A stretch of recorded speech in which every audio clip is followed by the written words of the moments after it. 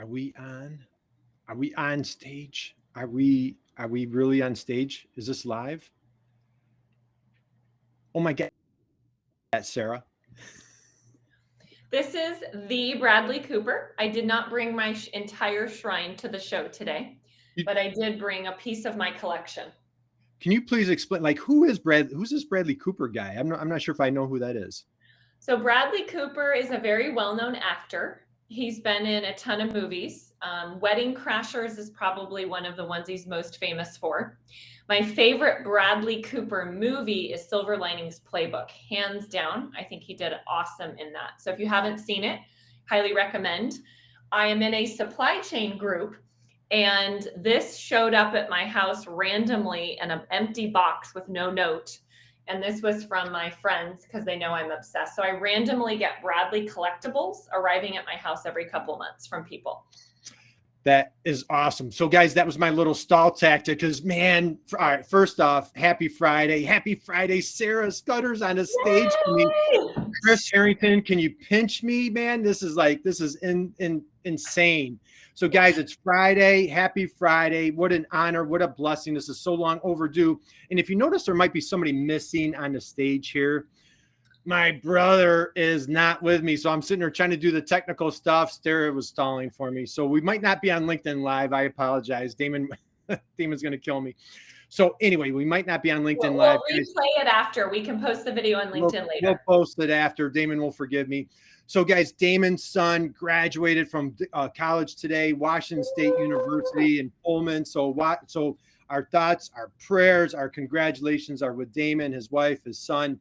Awesome big day today.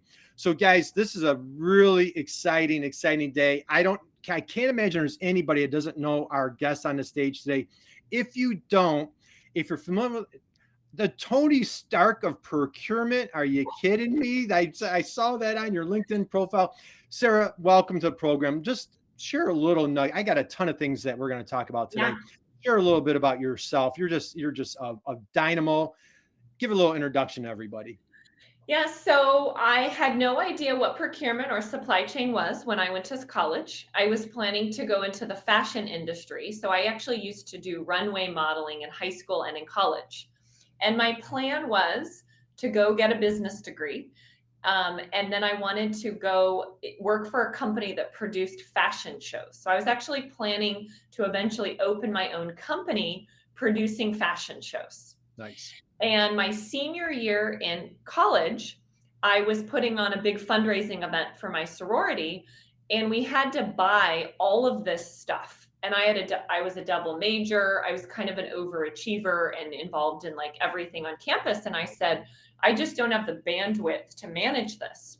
So I found a local company, and they were a kind of like an outsourced marketing procurement company where you could just give them everything you needed marketing related, and they would go buy it and take care of it. So I partnered with them for the event, and it was awesome. All of our media, all of our print, all of our swag, anything we needed, they just went and sourced and procured for me and made it happen. And when the event was over, they said, hey, we actually would love to have you join our team. We'd like more females, and we'd like younger people working at our company. Right. And I'm initially thinking, this is like as far from fashion as you can absolutely get. I have no interest in going into procurement or supply chain. Right. But of course, I didn't say that. I really took some time to get to know their team more. And I realized that I actually thought I could learn a lot from working for a small company. So I took the job, and so I spent my first part of my career in the indirect procurement space, specifically focused on marketing procurement. So working with marketing and procurement teams to help them source and procure all the things that marketing people need. So that was kind of how I randomly got into the space. I just fell in love with the industry. I think supply chain is absolutely awesome, incredible people, thought leadership, technology. There's just so many exciting things happening in the space that I couldn't be more happy that I landed where I did. That is awesome. And so, and you know, that what a great, and my question was going to be how, and I did a lot of digging. So I was going to ask about the runway. I knew you had a little fashion thing in your background. I think you went to Sonoma State, and I'm thinking, this young woman at Sonoma State, how on earth did she end up in procurement? So you filled that gap. You are such enthusiasm is just in your DNA. Talk a little bit of like who's inspired you, what has brought on just that you are a force of positivity, energy. Just share a little bit about like, how'd you get here? Like what brought this on? Yeah, so I think there's a huge opportunity for women to really become elevated and make a big impact in the industry. And when I started at my company, I was one of the only females. And when I would go to conferences and events, there were very, very few women. And so I took it upon myself to say, wow, this is something I can own. I can make a huge impact by inspiring other women to come into the industry and help elevate them along the way as I continue to grow and establish my career. So really, really passionate about women in supply chain, women in ERP. I see Chris Harrington is with us today.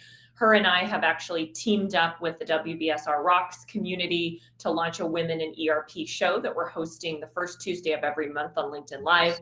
And it is specifically women only on the show, talking about what it's like to be a woman in ERP, the challenges, things that we're experiencing, things that are working well. And the other piece I would say, you asked about what inspired me. I am a huge believer in sustainability. I grew up with kind of hippie parents that wore Birkenstocks, and we lived in Chico, and that was just part of who I was, and I was raised that way. I've been a vegetarian, so I don't eat meat or fish for, almost 28 years. And so in my last role, when I was running marketing for a tech startup in the marketing procurement space, I actually helped pivot the company to focus on sustainable packaging. And I think that is something that just really motivated and inspired me, because I think there's a huge opportunity for people in manufacturing, and in particular, people in the e-commerce space, to really do good for the environment by focusing on making their packaging as sustainable as possible. And I could go off on a whole tangent for an hour just about sustainable packaging, but I've done a lot of interviews. I have a lot of things. If someone's interested in learning more about that, feel free to reach out to me. But that was something that really has inspired me. And I've accepted a new role at SourceDay, where I'm the Chief Marketing Officer for a really cool supply chain technology company focused in manufacturing, distribution, and e-commerce. And I'm hoping to bring that passion for sustainability into what we're doing here as well. I think this is absolutely awesome. And again, I don't want to go in a rabbit hole, but I caught some of your podcasts. I just wanted, and we talked about a little bit before, that sustainability piece. Again, e-commerce, trying to get product out the door as fast as possible. Holiday season, we're going to talk about that in a second. But you're sharing, this was pretty profound. I hadn't thought about that. People are actually taking packages, they're opening it. They'd have like a little lipstick in there, and they have like this giant package with packaging, and they're posting it on social. Share a little bit about the negative impact from the company standpoint, right? Yeah, so I launched something, about 12 months ago, called the Scudder Wall of Packaging Shame. And the goal was for anybody anywhere in the world to send me photos or a video of the most unsustainable packaging that they were getting. And the submissions were outrageous. You almost wouldn't believe some of the things that people submitted. And I would then post and talk about that on LinkedIn and social media and say, this is an actual package that was delivered in this location to this person. And then I would talk about all the things that the company could do to improve their packaging. And so that's something that was just a really fun way, I think, to highlight what an opportunity e-commerce companies have to improve their packaging. But you asked, Curt, about what that means to the buyer experience. I know I purposely look for companies that promote and have sustainable packaging. So I will pay more money to purchase from an e-commerce company that has sustainable packaging. A lot of companies will now on their website have a whole page dedicated to their packaging and what they're doing to make it more sustainable.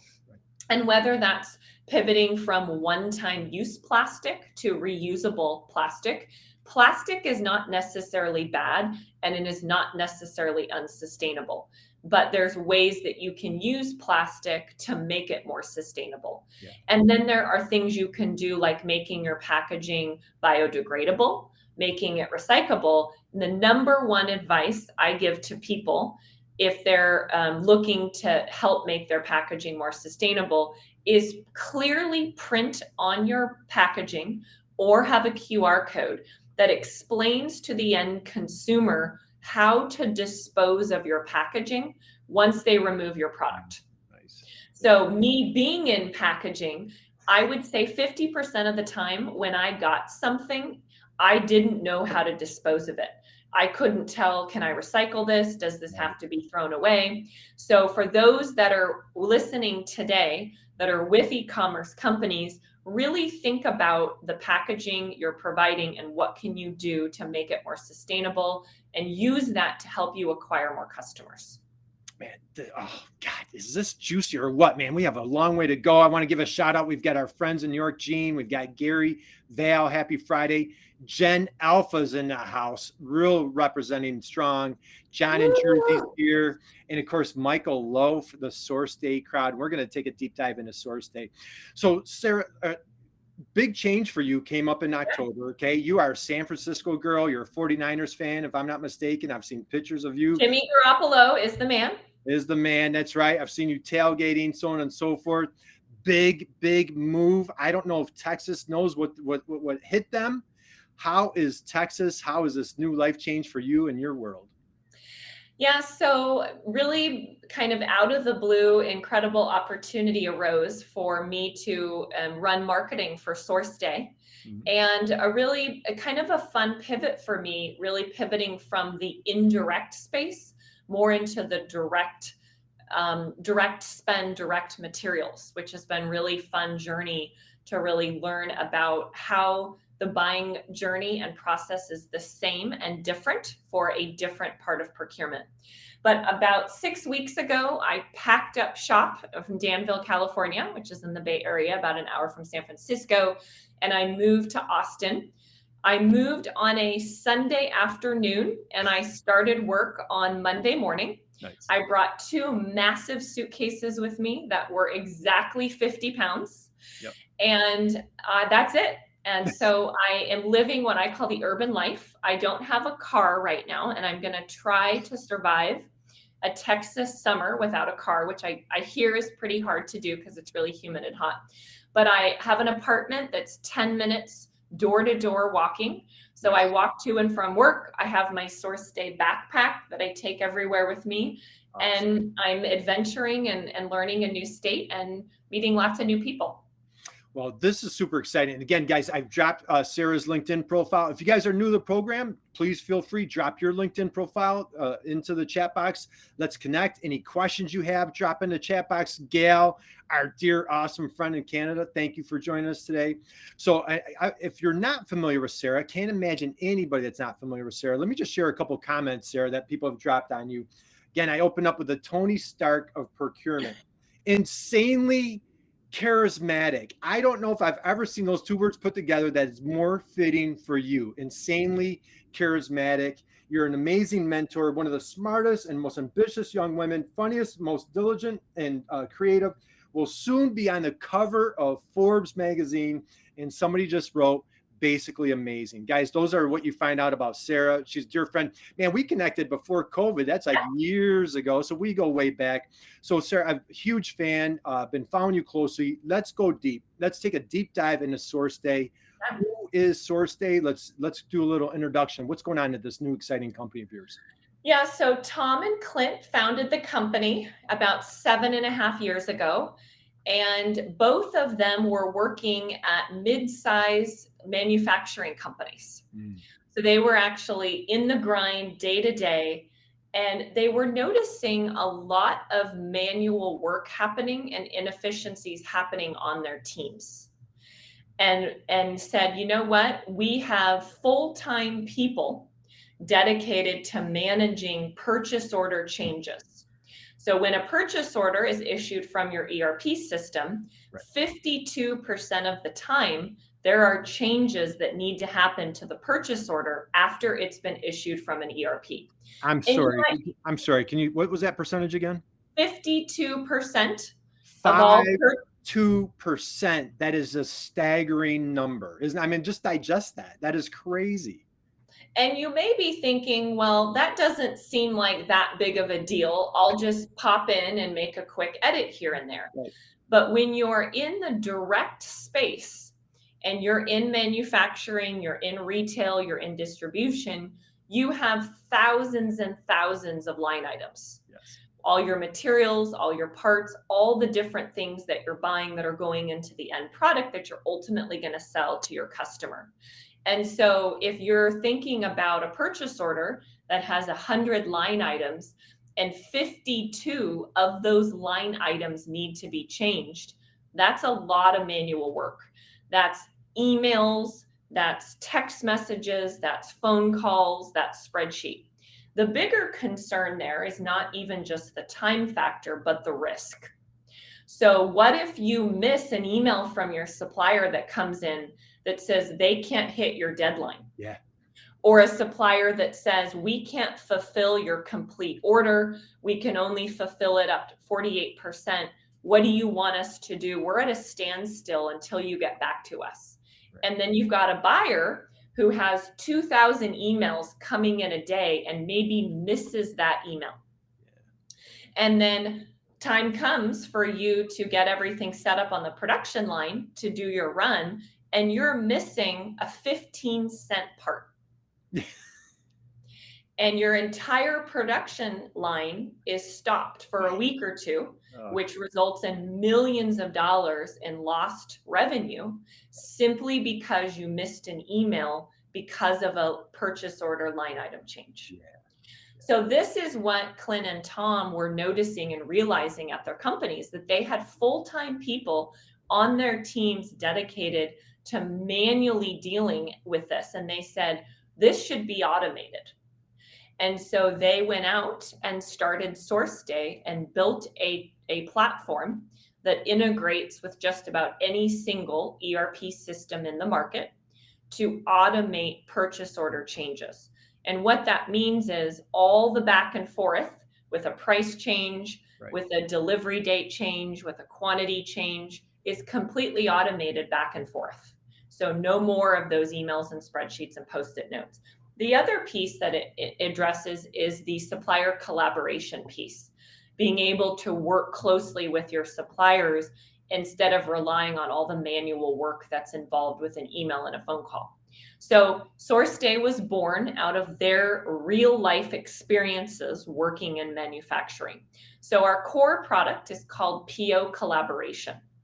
And again, we're selling into and working with people in supply chain, primarily manufacturing, distribution, e-commerce, and retail are two of our fastest growing verticals, because so many companies on, let's say, NetSuite, for example, are now selling so much more than they ever have before online because of COVID, and they need to automate all that back and forth that's happening with their suppliers. Man, there's a lot to unpack right there. So now let me just ask you this, Sarah. So as a digital immigrant, meaning I'm not a young guy anymore, and I love my PDFs and my Post-it notes, and I'm just stuck in my ways. How do I make that transition? I'm just kidding. You know, SourceDay is going to get rid of all my PDFs and Post-it notes, making life so much easier. And I love, you on your website, guys, check out SourceDay. Kiss your PDFs goodbye. I absolutely love that. It's holiday season. It is e-commerce. When I had my e-commerce business, I was a big NetSuite guy. Loved NetSuite. Talk a little bit about the seasonality. So like there's a big rush. How are you, talk about that, how you're helping folks put those fires out. Yeah, so we have a team here internally at SourceDay that is 100% dedicated to NetSuite. Nice. So we are partnering heavily with companies that are using NetSuite as their ERP platform. And the reason for that is a lot of those brands are very high growth. They're selling a lot online, and they're dealing with lots of different suppliers and components and parts. So it's a really good fit for our profile to be able to add tremendous value. So with our NetSuite team, a lot of the things that we are working with our clients on is dealing with this whole issue around seasonality. Mm-hmm. So I'll give a couple of examples. So a cosmetics company, an apparel company, a home good products company, seasonality is a part of doing business because you've got seasonal colors and fashion. Right. So for a seasonal business or product line, the window to accept a sale and fulfill a product line is super limited because of this buying season. And the reason why this is so important for manufacturing companies that have an e-commerce component is that lead times are more critical for a seasonal business. If you're out of stock of something and you're selling products for Halloween and it's February now until you get something in, you've completely missed that window because the customer's only looking for something in a very short amount of time. Mm-hmm. And the reason why this is also so important is you have a high probability that you're going to lose your customer forever. So if I'm looking for a Hydro Flask water bottle for a specific event or for a specific timeline, if I go and it's out of stock, I can't wait 2 months. I need it for something now, and I need it for a specific reason. I might go to another company, place an order, and I may never go back to that supplier again because they couldn't fulfill my order.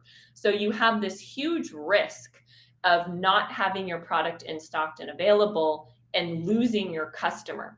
Versus for more non-seasonal products, mm-hmm. customers are more likely to wait for a product to come back in stock if they really like the brand. But again, for that seasonal product, chances are slim to none. They're out of sight, out of mind. Right. They're gone. They're now buying from your competitor. Right. I absolutely love that. A couple of shout outs. My dear friend, fellow Texan, Wesleyan is with us today. Wesleyan, happy Friday. David Chrysler did an awesome job on Twitter yesterday. Great job, brother. So again, drop your LinkedIn chat profile in the chat box, connect with Sarah.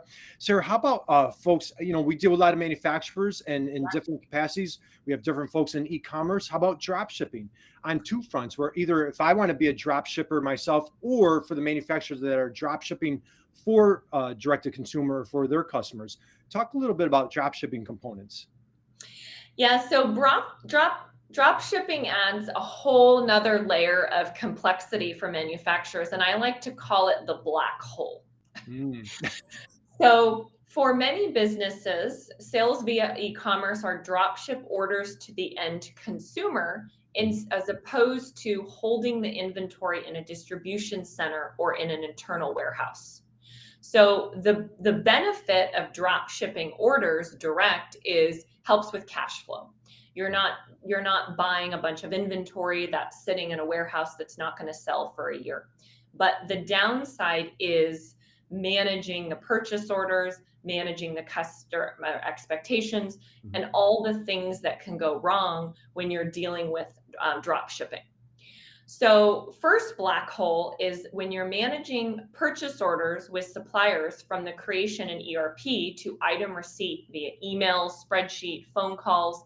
That's your first black hole of supply chain visibility. Mm-hmm. The next black hole is when the items are shipped, figuring out how are they being shipped and when will they finally arrive at the customer for fulfillment, and then closing out the PO. Mm-hmm. So for a traditional order, you may not have visibility into when an item ships, but the goods arrive at your warehouse or distribution center, so you do know what inventory you have to fulfill, and then you can close out the purchase order.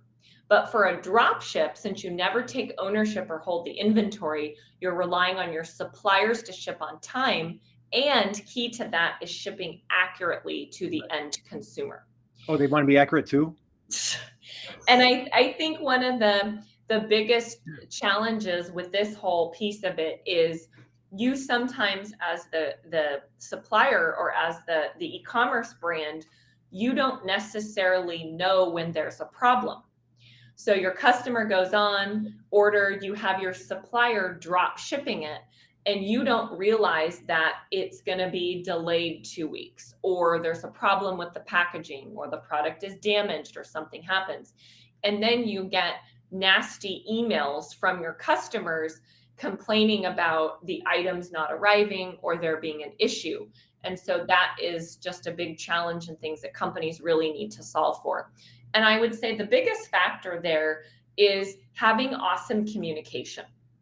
So if I order something and you tell me it's going to be 2 weeks late, I'm not happy about it because I needed it when I needed it, but I at least appreciate that somebody reached out and took the time to keep me in the loop and said, okay, it's going to be late, we're sorry, but at least keeping them in the loop will make your customer happier and hopefully keep a longer term customer. Right. And again, so I'm drop guys. And if anybody needs, I know we're coming to the top of the hour. Anybody needs to cut out, please connect with Sarah. You're just getting a small dose, little taste of the brilliance. If you just Google Sarah Scudder and you're going to find all sorts of different podcasts, different interviews. I know, man, you have all sorts of great information that you deliver. So I'd like to hang on to you for a few more minutes, if you don't mind. Manufacturers. So the big challenge is like that channel disruption, right? Hey, we've been manufacturing these widgets for decades. Grandma and grandpa did it back in whenever. And now this whole e-commerce thing is mixing up they're causing disruption. Cats and dogs are living together, right? And now people are encouraging us to go direct to consumer. You are the ERP queen. So for any of our manufacturers out there, anybody listening that is considering tipping their toe, should I sell direct to consumer? Talk a little bit about like, how can you make their life a little bit easier? How to source they help? What expertise or advice do you have for that manufacturer that wants to get their products direct to the consumer? Yeah, so I would say, going direct to consumer is kind of the big trend now. I can talk about myself personally. A lot of things before COVID that I used to go into a brick and mortar store for, I'm no longer ever going to be going back into a store with the convenience of being able to easily order online. Right. So as you're thinking about going direct to consumer, you need to think about your buyer journey. You need to think about ease of use and how people's buying habits have really pivoted and changed throughout COVID.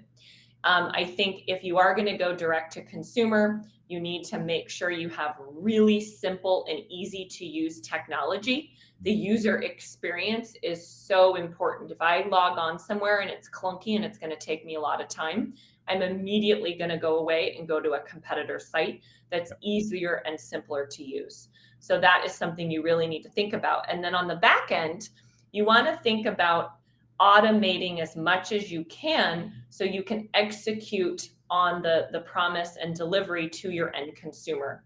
And for us, that is the key factor is supplier collaboration and automating all the back and forth working with your suppliers. So you have your ERP system, but then when you have all these changes and things happening, having an easy, simple tool that integrates and reports back into your ERP about all the changes is really, really important. So you're not missing orders, you're not having things out of stock. So you want to be able to fulfill orders as they come in. And a big part of that now is the relationship with your suppliers. And I'm seeing a pivot and change in the market from the I to we. So I used to talk to people and it was kind of like an us versus them. We're the big bad buyer. We're going to go tell our suppliers what to do and they need to listen to us or we're going to go somewhere else. Right. But now the world has really started to change and supply chain has changed. And collaboration and working in unison with your suppliers is so, so important. And to be able to do that, you want to make it as easy as possible for your suppliers to collaborate and communicate with you. And we at SourceDay feel using technology like ours is something that can really help with that process. Yeah, I love it. And on your website, you have like eliminate manual work. Geez, why do we want to do things easier, right? Eliminate manual work, prevents late shipments, eliminates pricing discrepancies. It makes life so much easier using a process like yours. And I think, Curt, there's a good friend of mine named Susan Walsh, who is her name is the fixer of dirty data. He is the classification guru. But my point I'm bringing her up is I think the data piece is so important. Yeah. I mentioned the black hole earlier. Yep. If you don't have a tool and a system and a way to track and measure what you're doing, you're not going to have the data and analytics that you need to be able to make better decisions for your company in the future. So whatever that process or system is, have something in place to capture your data. So you have a central source of truth, you have good, clean data that you can look at. And it may be as simple as, looking at a data dashboard and seeing a trend that this one supplier is late 99% of the time. Well, maybe that's causing a major issue in our supply chain and we need to go source a new supplier. Or maybe we have an item that's a bestseller in yellow, but we're making the item in orange. And maybe the orange item isn't selling as much. So we need to look at our processes and make more of another product. So all of that, in order to be able to make those decisions and assessments, you got to have your data in order. Right. Well, they say content is king, data is God or something like that, right? So data is absolutely imperative. Question that I have on, so somebody's out there, they're in e-commerce, they're like, man, I'm really digging this conversation with wonderful, dynamic Tony Stark, Sarah, and they're excited about Source Day. You mentioned, so I'm a huge NetSuite fan. So you guys, you have a dedicated team to NetSuite. Other shopping cart platforms, are you guys active? Shopify, all the others, or how does that work on from that front? Yeah, so we integrate with most ERP systems in the market. So our core is integrating with an ERP. Shopify is not really an ERP platform. Right. Okay. So if you're on an ERP system, it's highly likely that we would be able to integrate and work with you. NetSuite, again, is a big core. We have an entire team dedicated to that platform with a big focus in that space on the e-commerce side. Right. And I love NetSuite. It's kind of the full dynamic. And so it's a phenomenal, and we have a chocolate manufacturer that just went on NetSuite for the first time. And so when you talk about seasonality, Christmas, Valentine's, Easter, that fits right in that component.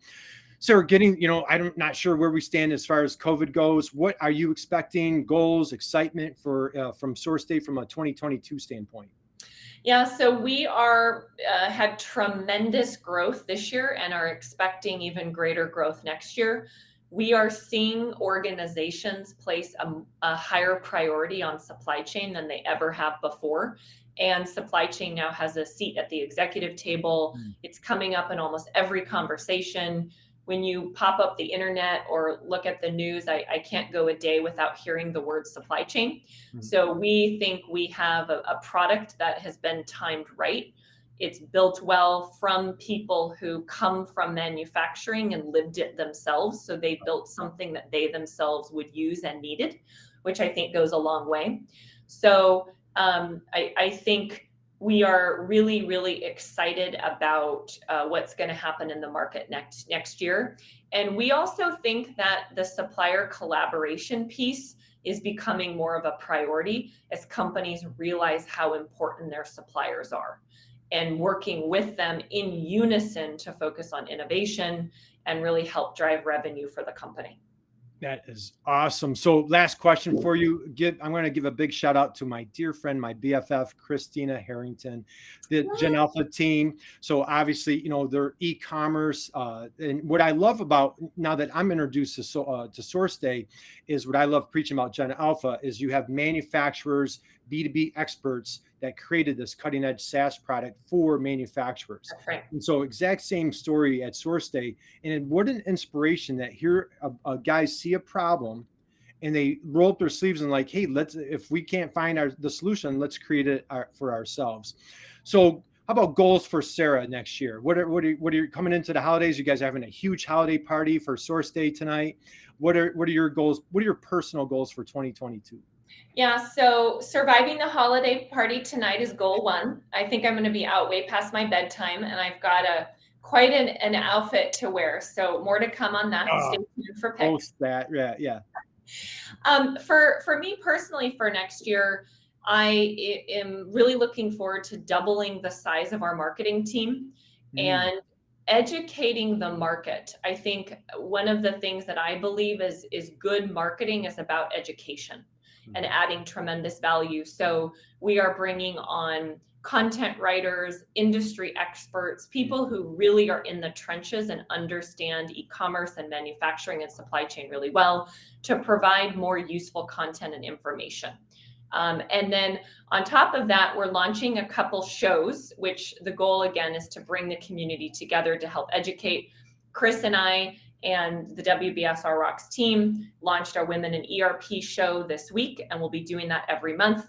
This coming Tuesday, SourceDay is launching its very own manufacturing woes. And I'm having guests come on and share their absolute train wrecks, nightmares, and meltdowns from manufacturing. So think about the worst of the worst that you've lived through. That's what our guests are coming on to talk about. So that I'm really looking forward to, because I think we're gonna have some great collaboration and really help educate the market about how hard it is to be in manufacturing. And then on the flip side, what people can do to make their lives easier. And what's awesome is, not necessarily, it sounds like that's going to be super fun and exciting, and not necessarily like misery loves company. Even the flip the script on how did we overcome those challenges, like came into this awful mess and disaster, and then how do you come out of it? So, and I think in that sense, it's two things. It's dealing with the change management piece, right? Talking about how they've learned, and then technology. How companies can better implement and utilize technology to avoid some of these train wrecks. Yep. And life doesn't always go so smooth. So guys, we're going to wind down. My absolute promise, my last question for you. So I am everybody knows, I'm big girl dad. Sarah, I find you such an inspiration for young women. There are incredible opportunities for young women in manufacturing, in ERP, in e-commerce. You have a massive, megaphone. You are pounding that anywhere. If we have a young person out there, teenager, 20 something, last parting thoughts, share with them, what do you see in the future for women in these different industries in this aspect? Yeah. So my personal advice would be bold, be different, and build your personal brand. You should be spending time every single day networking and collaborating with other women and people in the industry and providing useful, thoughtful content. And by doing that, you will build an incredible brand for yourself in the industry, which will help you really progress and elevate your career beyond what other people are able to do. So that would be my personal advice for people generally is take on more jobs than you think you can handle at your company. So if your company's exploring a new project or working on something new, raise your hand every time and volunteer and say, I'd like to be on this team. I'd like to lead this initiative. Right. And that is a great way for you to learn new skills and really hone in on the things that you do and don't like doing so you can prioritize and focus as you advance your career. Moment of silence. We're savoring that one, Sarah. I have nothing else to say after that one. We dropped the mic, dropping my pen, we're dropping everything. So, Sarah, thank you. Thank you for being such an inspiration, a good friend to so many of us on here. I know you and Chris Harrington, I love the pictures of you, the two of you getting together. I love, guys, follow Sarah. You're one of the funniest folks on social media. Love your pictures. You are the most insanely charismatic. Just insane. What a great description of you. Insanely charismatic. So I want to wish you, your family, an amazing holiday season, number one. Number two, I hope you survive tonight, the wild Christmas party. Well, I'm not used to staying up super late. So I've been prepping all week. Yeah, well, go take a nap after the show here, and then you'll be fired up for tonight. We wish you massive, massive success with your new city in Austin, Texas. We wish you massive success at SourceDay. And again, thank you for all you do. Thank you for being such an inspiration, good friend to everybody here on the program. And guys, we wish you an amazing, wonderful weekend. Think about Damon. He's at graduation this weekend with his son at Washington State University. So we're so thrilled, proud of Connor, his young man. And so guys, go out there, absolutely have a phenomenal, phenomenal weekend. We're back live. Damon and I are back live with Sue Nordman on Monday from Obsidian Manufacturing, another proud woman in manufacturing. Man, you guys are just smashing ceilings left and right. So guys, if I can figure this out, we're going to take it offline. Go back to the table. Sarah, I'd love for you to stick around. Guys, let's chat at the tables. and we'll see you. Peace. And Sarah, thank you. God bless you. Thank you.